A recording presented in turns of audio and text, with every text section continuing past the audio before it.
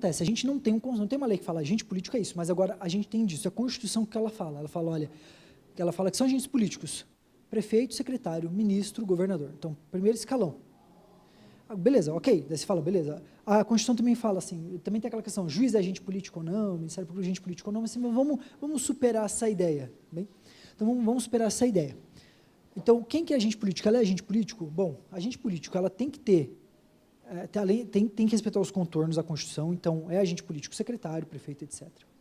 É agente, pode, claro. A lei orgânica, ela diz, né, que o Poder Legislativo é o ente autorizado, né, a reajustar os salários dos agentes políticos. Isso, aí e aí ela define ali, né, prefeito, vice-prefeito, secretários. Né, secretários e conselho tutelar, no nosso caso. Aí, ó, definiu o conselho. Mas então, é um excelente gancho também, porque você vê, você não vai encontrar, mas você vai buscar ali, ó, você vai buscar na Constituição, vai buscar na definição, agente político é aquele que tem a remuneração por subsídio, então tem que ter subsídio fixada pelo Poder Legislativo. E agente político tem uma característica, que é aquele que é vinculado diretamente ao chefe do poder. Então, qual foi a argumentação que eu levei, então? Foi uma demanda que veio do Ministério Público, o Ministério Público questionou como é que estava sendo feito, daí eu dei orientação para o Conselho da posse, e o meu argumento foi, olha, ela não está na previsão constitucional expressa, não está na Constituição da lei orgânica, não falei propriamente desse aspecto do legislativo fixar a remuneração, mas eu me reportei à lei orgânica do Araquari, que fala dos secretários e fala dos vereadores. Ela não recebe por regime de subsídio necessariamente, porque não tem vinculação, e a vinculação dela dentro da lei de estrutura do município se dá junto ao secretário. Ela é uma auxiliar do secretário, e o agente político ele tem que ter tomada de decisão, ele tem que ser o auxiliar direto do prefeito.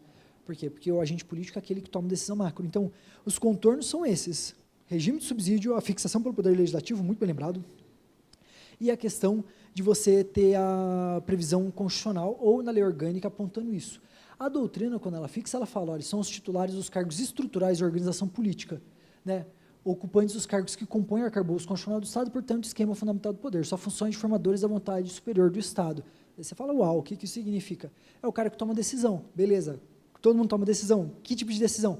É o cara que auxilia diretamente o prefeito no município, é o cara que auxilia diretamente o governador, é o cara que auxilia diretamente o presidente, ou a quem a lei atribui a natureza de agente político. Porque quando a lei atribui essa natureza de agente político, ela traz algumas repercussões. Por exemplo, o agente político não tem que ter controle de ponto. Aqui no Paraná, o TCE fala que o comissionado não tem controle de ponto, Santa Catarina, o TCE fala que o comissionado tem que ter controle de ponto. Mas o agente político não tem que ter, porque a figura do agente político se confunde com a figura do Estado. Então, eu sou procurador-geral do município, eu posso dar aula aqui, eu posso dar aula aqui, eu não posso advogar por fora por causa do AB, mas eu posso dar aula, posso. Isso implica algum prejuízo? Alguém pode me falar, não, você está no horário de trabalho dando aula. Fala, não, porque eu não deixo de ser às 8 horas, eu não começo a ser servidor e trabalhar às 8 horas da manhã e terminar às 5. Eu trabalho todo dia, o dia inteiro. Né? O Estado e a minha figura de pessoa se confundem, né? Então, no final de semana, eu continuo trabalhando, eu sou agente político. Se presume que eu não tenha que bater ponto porque eu não presto um serviço, eu componho o ente. Então, dessa ideia, isso surgiu, essa jurisprudência surgiu, uma denúncia que fizeram, não me lembro qual ministro, denunciaram o ministro, que o ministro foi para um evento da palestra. Denunciaram o ministro por estar dando palestra durante o horário de expediente, igual estou dando aula para vocês aqui. E o Ministério Público entrou com ação. Essa ação, por alguma natureza, não sei se era criminal, por prevaricação ou alguma outra coisa, ela chegou no STF. E o STF consignou que o agente político ele não tem controle de jornada, não tem controle de ponto, porque ele não cumpre propriamente uma jornada de trabalho para o ente público. Ele compõe o ente público na sua integralidade o tempo inteiro. Então, a repercussão desse agente político é essa, é alguma vinculação, é o cerceamento de algumas atividades. Então, o agente político, por exemplo, sendo procurador, ele não pode advogar por fora do município, por ser agente político. Dependendo da atividade, você não pode exercer outras, você tem uma série de limitações. Então, a gente sabe que é agente político e a gente entende por que é relevante essa classificação da pessoa ali, porque tem repercussões na vida cotidiana, na vida profissional dela também, além de repercussões para a administração pública. Pois bem, a gente tratou agora esses conceitos iniciais e agora a gente vai entrar na seara daquelas classificações das responsabilidades. Tá? A gente vai começar, então, com a classificação dos crimes de responsabilidade. Então, você fala assim, crime de responsabilidade. O que é crime de responsabilidade? Crime de responsabilidade, primeira coisa, não é crime, tá? Ele está classificado como crime porque a nomenclatura traz crime. Essa nomenclatura ela tem origem no Decreto-Lei 201 de 67. Lá em 1967, eles dividiram, o prefeito falou, o prefeito comete crime de responsabilidade. Crime de responsabilidade é julgado pela Câmara, então não é crime. Crime de responsabilidade você não prende, você não aplica a sanção penal, você aplica a sanção política administrativa, leia-se cassação. Então, crime de responsabilidade, né, ele não é crime. É o nome que o Decreto-Lei 201 deu para uma série de situações que o prefeito podia cometer e seria julgado pela Câmara, mas que crime não é. E quem disse que crime não é? Quem disse que crime não é o STF.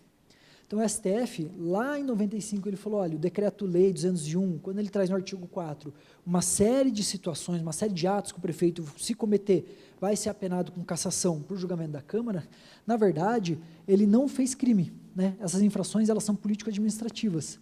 E na tradição do direito brasileiro são denominadas de crime de responsabilidade. Então, quando se fala crime de responsabilidade, o que você deve entender por crime de responsabilidade? Você deve entender, então, que são infrações político-administrativas que o prefeito comete.